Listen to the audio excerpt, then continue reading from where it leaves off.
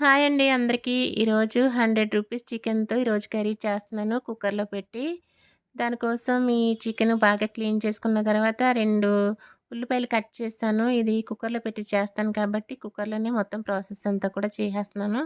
కొంచెం ఆయిలేసి 2 ఉల్లిపాయలు కట్ చేసి వేయించేసానండి. వేయించిన తర్వాత ఈ చికెన్ కూడా దీంట్లో ఏసాను. ఈ చికెన్ వచ్చేసరికి జుట్టుకోడి చికెన్ అండి. కాబట్టి నేను ఈ చికెన్‌ని కుక్కర్‌లో చేస్తున్నాను. కుక్కర్‌లో చేసామంటే మెత్తగా ఉడుకుతుంది. అదే విడిగా కానీ కడాయిలో చేస్తే చాలా గట్టిగా ఉంటుంది. దానికోసం అల్లం, ఎల్లిపాయ కూడా మిక్సీ చేసి కొంచెం ఎక్కువగానే యేసుకున్నాను దీంట్లోకి. ఎందుకంటే ఈ జుట్టు కూడా వండేటప్పుడు అల్లం వెల్లుల్లి పేస్ట్ కూడా కొంచెం ఎక్కువే పడుతుంది.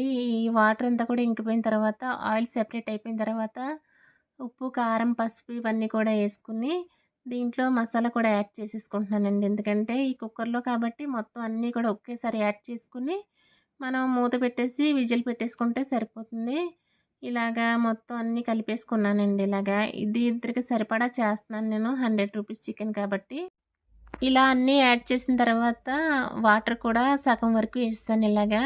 కొంచెం కలిపి ఇప్పుడు మూత పెట్టేయాలి ఇలాగా. కుక్కర్ మూత పెట్టేసి విజిల్ పెట్టేసుకుంటే ఒక 5, 6, 7 కొంచెం ఎక్కువ వేయించినా విజిల్స్ పర్వాలేదండి మెత్తగా ఉడకాలి కాబట్టి. నేను 6 విజిల్స్ వేయించిన తర్వాత ఇలా చల్లారిన తర్వాత మూత ఓపెన్ చేశాను చూసారా? ఇప్పుడు కూర అయితే రెడీ అయిందండి. కానీ కొంచెం చూసుకోవాలండి. ఎందుకంటే అది కొంచెం వాటర్‌లా ఉంటే ఇంకొంచెం ఎగరనిస్తే సరిపోతుంది. నాకైతే కొంచెం వాటర్ ఎక్కువగానే ఉన్నాయి. ఎందుకంటే కొంచెం వాటర్ ఎక్కువ పోసాను కాబట్టి. ఇప్పుడు కొంచెం, కొంచెం ఉడకనివ్వాలి. ఎందుకంటే మరీ వాటర్‌గా ఉన్న కర్రీ బాగోదండి.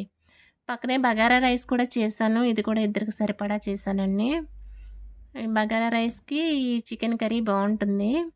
ఇప్పుడు కొంచెం ఎగరనిచ్చాను. ఎందుకంటే వాటర్ ఉన్నాయి కాబట్టి చూసారా? ఇదిగోండి కర్రీ మొత్తం రెడీ అయిపోయింది ఈ విధంగా. నేను ఈ కర్రీ చేసే విధానం మీకు కానీ నచ్చినట్లయితే నాకు కామెంట్ చేయండి. అలాగే ఒక లైక్ కూడా చేయండి. ఇంకో వీడియోతో కలుద్దాం. Bye bye. Thank you for watching.